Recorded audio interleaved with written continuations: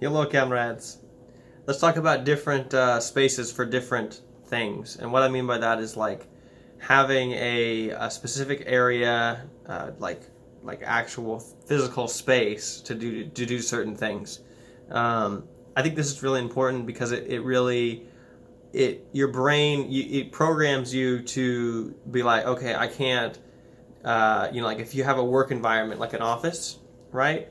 You don't want to be like watching YouTube videos and dicking around or scrolling through your Facebook feed, right? Like it's just there's a time and there's a place more specifically for everything. Like, so for example, like your bedroom needs to be exclusively used for sleep, right? Do nothing in there at all. Like, don't lay there and watch Netflix, don't do your work. I mean, like, I know obviously some of us don't really have the luxury of that. I mean, for me, before I moved here just recently, I, slept, worked, played, all in my bedroom because that was the only space available to me.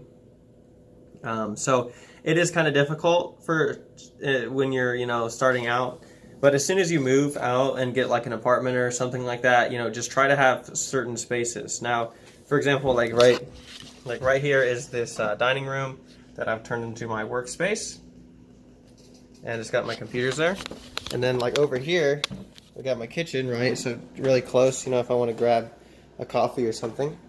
But like, for example, right here, I've been, instead of being in my bed, like, because I've been like watching shows at night, like right before I go to sleep, obviously not right before, but instead of going and like laying in my bed, I'm like laying in this chair upstairs. So then I can go downstairs to my room, and then like my bed is, like holy almost, right? Like, don't ever go down there unless you're gonna sleep.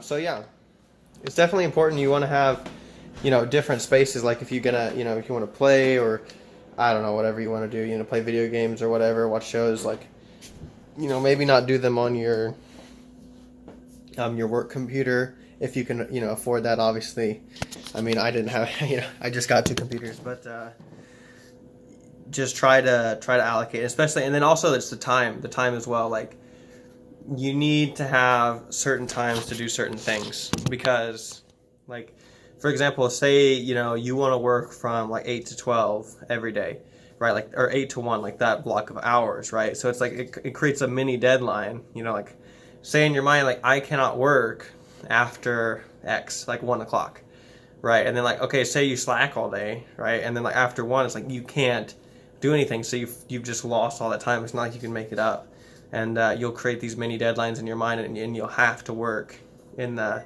time, because there's a time for work and there's a time for play. If you just loosey goose, I'll get it done, then you kind of just half work the whole day because you can't like break away because you're so committed to being an entrepreneur. You feel like if you're not working, you're like you feel unaccomplished and like worthless. I mean, I definitely struggle with that sometimes. But if you have certain times for certain things, then you can have your time to work, and then when you want to, have your time to play, you can do it guilt-free because it's the pre-allocated time. So that's just my 2 cents on workspaces and spaces of living, and then the time to do those things. And hope you liked it. Thanks.